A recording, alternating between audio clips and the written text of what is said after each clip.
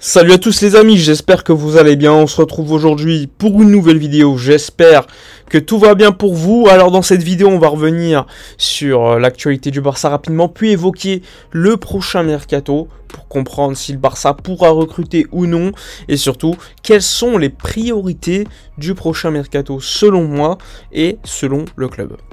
Alors allons-y. Tout d'abord, il est important de rappeler qu'hier le Real Madrid a fait match nul contre le Real Betis, le Barça ayant gagné contre le FC Valence, bien que ça a été très compliqué. Le FC Barcelone reprend donc 9 points d'avance en championnat d'Espagne. La semaine prochaine, le Barça jouera San Mamés contre Bilbao sans Ronald Araujo, grosse perte, tandis que le Real Madrid aura un match beaucoup plus tranquille contre l'Espagnol de Barcelone, sachant que l'Espagnol de Barcelone, on va pas se mentir, c'est l'équipe B du Real Madrid d'une certaine manière. Donc le Barça doit, pour avoir ses 9 points d'avance lors du Classico dans 2 semaines, s'assurer une prochaine victoire contre Bilbao. Donc ça va être quelque chose de très important, sachant que le Barça va récupérer Pedri, Lewandowski, Dembélé, donc avoir leur temps de jeu lors de ce match, mais ils seront disponibles vraisemblablement pour cet affrontement contre l'Athletic Club de Bilbao.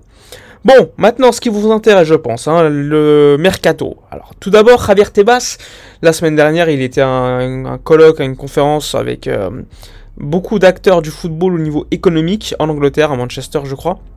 Et il a exprimé tout d'abord quelques déclarations, notamment concernant la Première Ligue, en disant encore une fois que la Première Ligue était une ligue certes très riche, mais qui perdait de l'argent énormément, que c'était pas l'objectif de la Liga, qui avait pour objectif donc d'avoir des clubs sains économiquement. Et ensuite, il a commencé à parler de Barcelone, du Real Madrid, et concernant le Barça, il a dit que si le Barça ne change pas, ne vend pas, etc., eh bien ils ne pourront pas recruter les très prochains. Oui, merci Javier Tebas, on est déjà au courant. J'ai déjà fait des vidéos concernant la limite salariale, le plafond salarial, etc. Mais en gros, Javier Tebas, il explique que la limite salariale et la masse salariale l'année prochaine, donc qu'il faudra budgéter pour la saison prochaine, eh bien il y aura une différence de plus de 200 millions d'euros. Ce qui est logique puisque le Barça, il y aura des retours de prêt, l'anglais, Dest, etc. Et qu'en plus de cela, le stade, le Camp Nou ne sera pas ouvert la saison prochaine, donc moins d'argent. Donc, il calcule qu'il y a plus de 200 millions d'euros de différence entre la limite salariale et le plafond salarial. Je vous ai déjà fait une vidéo pour vous expliquer ce qu'il manquait environ. Donc on a calculé qu'avec les départs de prêt, les ventes potentielles, les départs de Griezmann plus comptabilisés dans les comptes, eh bien il manquerait aux alentours de 80-90 millions d'euros de fair play à trouver pour combler et être à l'équilibre, et ensuite évidemment pour pouvoir recruter normalement. Donc pour avoir cet équilibre, le Barça va devoir vendre des joueurs. Ça, c'est obligatoire. Pour ça que je pense qu'il y aura des sacrifices effectués par le club. On a vu que le club va vraisemblablement essayer de prolonger Busquets avec un salaire beaucoup plus bas qu'avant. Donc l'objectif étant que la masse salariale baisse, donc là ça sera une baisse assez énorme puisque Busquets représentait cette saison avec les salaires différés beaucoup au niveau de la masse salariale, et donc une baisse sera ne te donne pas de fair play pour recruter, mais te permet de baisser ta masse salariale et te rapprocher de la limite salariale fixée par la Liga. Donc ça c'est important. Et donc, évidemment, comme Busquets pourrait rester s'il accepte la prolongation de contrat du FC Barça à la baisse, eh bien, il faudra vendre. Et vendre, t'as pas beaucoup de joueurs qui peuvent te donner beaucoup au niveau des plus-values comptables, d'économies de salaire énormes. Donc, il faudra suivre sur ce point-là les joueurs qui sont formés au club. Donc, vu qu'ils sont formés au club, si tu les vends, c'est une plus-value comptable directe. Soit les joueurs venus libres, comme Kessié, Christensen, etc. Soit les joueurs qui sont venus il y a très longtemps et qui ont une grosse valeur marchande. Frenkie de Jong, tu as Abdé qui est maintenant une grosse valeur marchande, etc. Donc l'objectif du club, c'est de rester compétitif, mais en vendant certains joueurs qu'on va dire substituables. Aujourd'hui, le club considère qu'un joueur comme Abdé est un joueur qui a beaucoup de qualité sur le côté, on le voit avec Osasuna. Bon, c'est pas un joueur qui marque beaucoup de buts, mais c'est un joueur qui, par le dribble, est différent. Il apporte quelque chose de différent que les autres n'ont pas.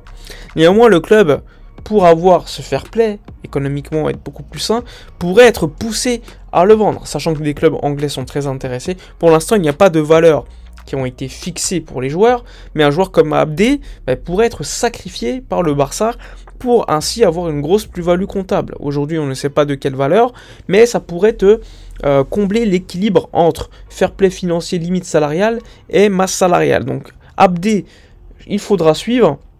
Frenkie de Jong, lui, moi je pense qu'il va rester. Le club le considérant comme étant fixe aujourd'hui et comme étant un joueur importantissime dans l'effectif. Les médias parlent maintenant d'un top 5 important dans le club, donc c'est assez clair pour nous, sachant que le joueur va en plus rester. Je pense que c'est plutôt une prolongation de contrat qu'il faudra négocier cet été, sachant que lui, il est en fin de contrat en 2025, donc il faudra absolument, à 2 ans de la fin de son contrat, commencer à tenter de le prolonger. Ça, c'est importantissime pour le club.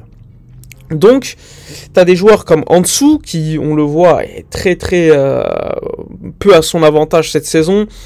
On sait que Jorge Mendes est capable de ramener beaucoup d'argent, des offres avec beaucoup d'argent, de grands clubs européens. Donc là aussi, en dessous, il ne faudra pas écarter un départ l'été prochain, sachant qu'il est formé au club et qu'un départ avec beaucoup d'argent pourrait être que de la plus-value comptable. Un joueur comme Kessié, j'écarterai pas non plus. Même si Kessié, on le sait, il apporte quelque chose dans l'effectif. Kessié, si tu as une belle valeur, une belle offre de Tottenham à 30-40 millions d'euros, le club va le vendre. Ça, c'est clair. Après, il faudra évidemment trouver l'accord avec le joueur. Ça, c'est une certitude. Mais c'est des joueurs qui, aujourd'hui, on n'est pas sûr qu'ils vont rester.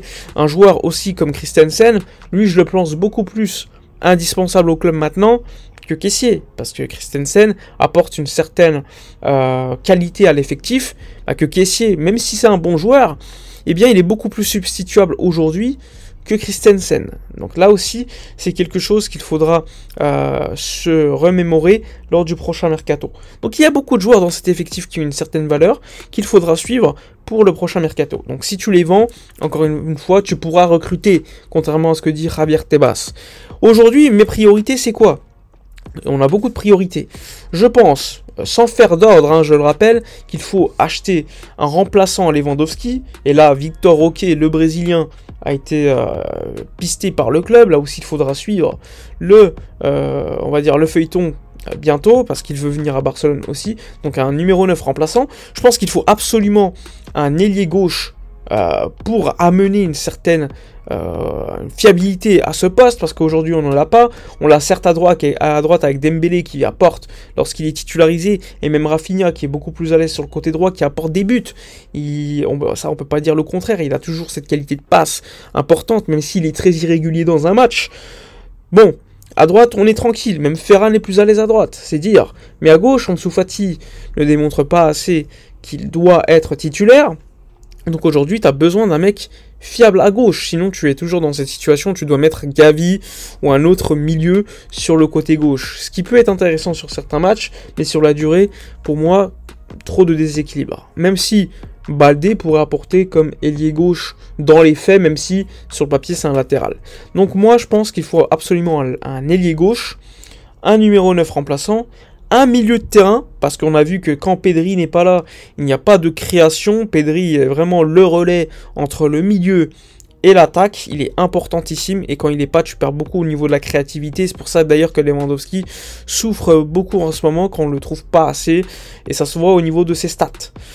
Aussi, un latéral droit, pour moi, c'est une priorité aujourd'hui, se renforcer à ce poste. On sait que Koundé est beaucoup plus à l'aise en défense centrale. On sait que Koundé, même s'il apporte à droite, lors des gros matchs, en latéral droit, ça suffira pas. Ça suffira pas, donc je pense que c'est une priorité. Et ensuite, néanmoins, moi à la base, je voulais un latéral gauche. Néanmoins, on voit que le club a prolongé Marcos Alonso, qu'il y a Jordi Alba qui lui veut pas partir, qu'il y a Baldé, donc ça n'a pas de sens, à mon avis, de recruter aujourd'hui un latéral gauche, même si à la base j'en voulais un. Et tu peux aussi aller, s'il te reste un petit peu d'argent, pister un défenseur central gauche, qui est aujourd'hui un grand manque. Mais dans ce cas-là, il faudra vendre un joueur comme Eric Garcia ou autre. Même si on l'a vu, Marcos Alonso pouvait également remplir ce travail. C'est pas ce que je ferais moi, mais le club malheureusement a décidé de prolonger Marcos Alonso parce qu'il y avait eu un accord lorsqu'il a signé pour contourner le fair play financier. On lui avait fait signer 1 an alors qu'en réalité c'était 2 ans. Donc voilà, dites-moi dans les commentaires si vous êtes plutôt d'accord avec moi ou non. Après, en termes de nom, franchement, pour l'instant, il y a Victor Roquet comme numéro 9. Et ailier gauche, moi, c'est Raphaël Leao. On sait qu'il lui reste 1 an de contrat. Mais bon, je sais que c'est très très cher. Donc il faudra beaucoup de sacrifices financiers. Et ensuite, les autres postes, n'hésitez pas à me dire dans les commentaires ce que vous pensez, quel joueur vous voudriez, etc. etc. Donc, n'oubliez pas, encore une fois, de liker, commenter, partager. Je vous dis à la prochaine. Et d'ici là, comme d'habitude, portez-vous bien.